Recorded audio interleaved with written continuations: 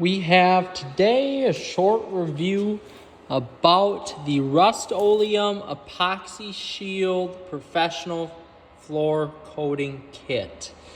I bought this kit at Menards for about $200 and I believe it's $13 off the top of my head.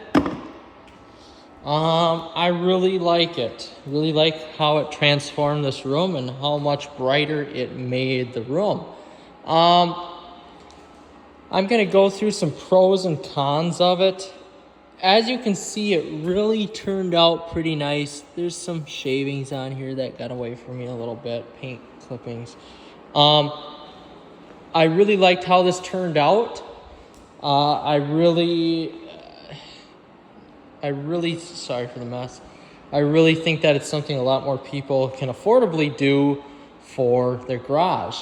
It took me 2 kits exact to do this whole space. Each one of these floor tiles are, I believe it was 10 feet by 14 feet, something like that. So you're looking at 140 square feet per tile.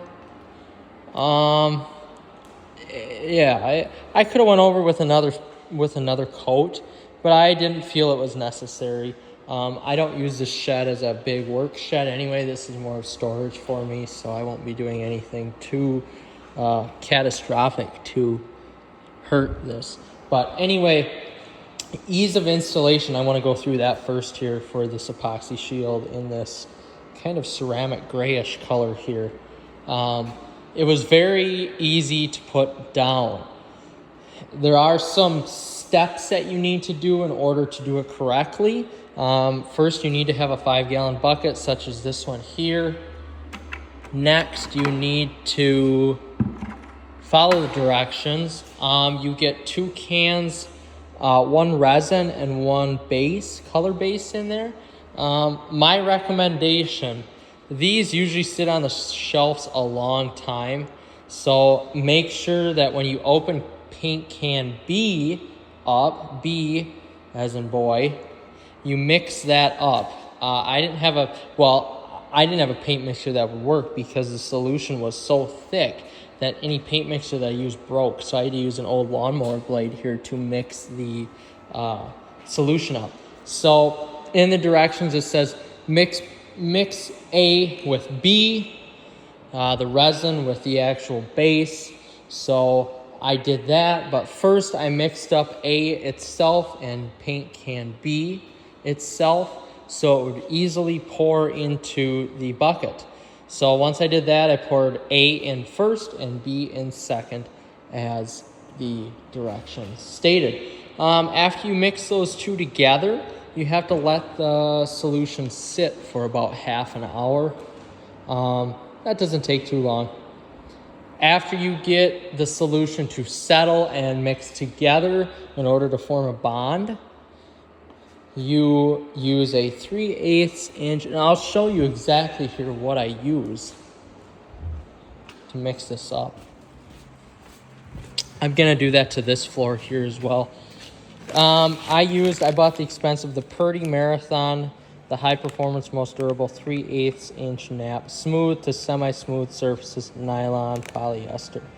Of course, this is all latex and oil-based paints. This works perfect. It's exactly what you need. Most of your concrete floors are going to be that smooth surface, or to smooth to semi-smooth like this one here. And essentially what I did is I just hand rolled all this. I hand rolled all of it. It took a little bit of time. Per each application, they also say not to mix, for whatever reason, they say not to mix the 2 kits together. So I had 2 kits, I had to do one at a time. They said, do not mix the 2 kits together. And I'm not sure why. I don't know why that is. I don't know the reasoning behind that. But anyway, I did that. It took me I did 1, 2, 3. I did about, there's 9 tiles here. I did about 4.5 tiles each time. So it took me about an hour to do. So I did in about an hour and a half, all said and done, to paint the floors. The whole process though took me about 2.5 hours by the time you prep everything, mix it together, get all your materials. So I had about 5 hours into doing this project for this large space here, my storage space. It worked pretty well. I don't really care how the sides look, so I didn't do a very good job on that. If I were to do a good job on the sides, it would have taken me a whole hell of a lot longer. But I'm not too worried, as this only gets used as storage space. I'm not too worried on how it looks. So with that being said, you have to do this in a garage. Please don't do this in a downstairs area or a basement area. This is so stinky that I had to use my painter's mask that I use for chemical and fertilization spraying on my golf course. And the scent and spray, or the scent and smell, still went through that. So all I recommend here is that you get a very, very, very high quality painter's mask too, in order to spray this on. But overall, I like it. The ease of use was there.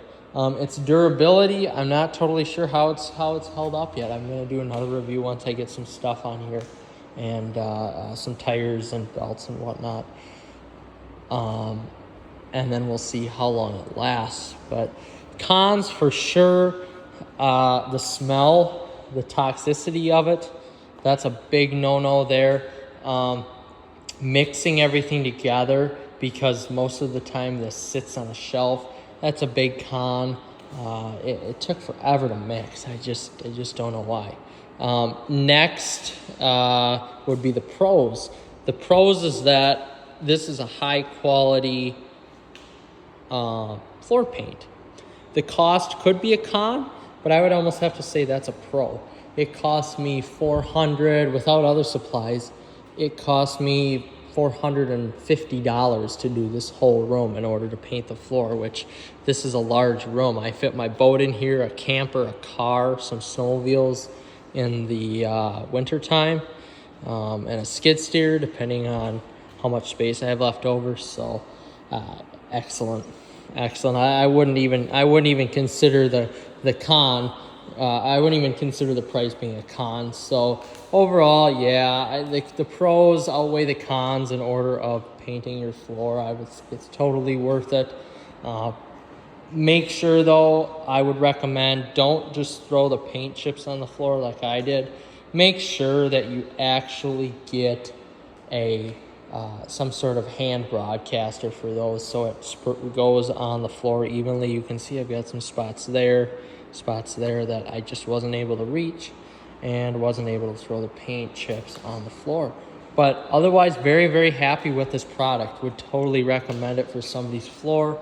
Livens your garage door or your garage floor up, and gives it that professional workshop look, especially if you are into cars such as myself.